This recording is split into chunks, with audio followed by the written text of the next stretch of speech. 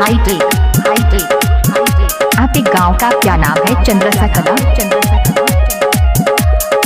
कटौली बाजार।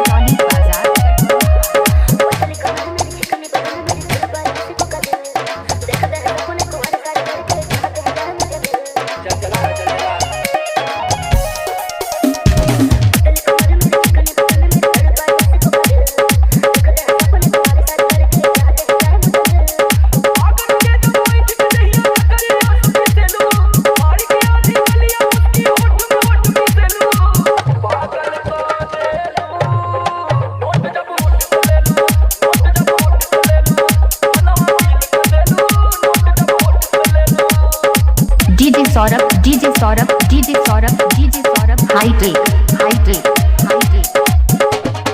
आपके गांव का क्या नाम है? चंद्रसा कला।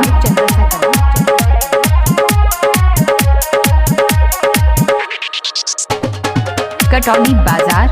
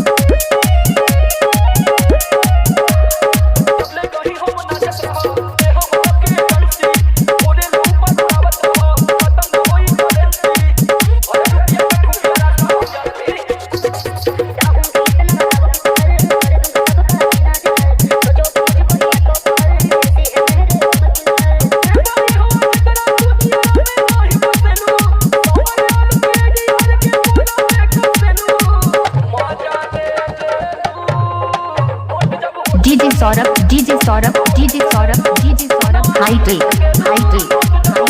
आपके गांव का क्या नाम है? चंद्रसा कला।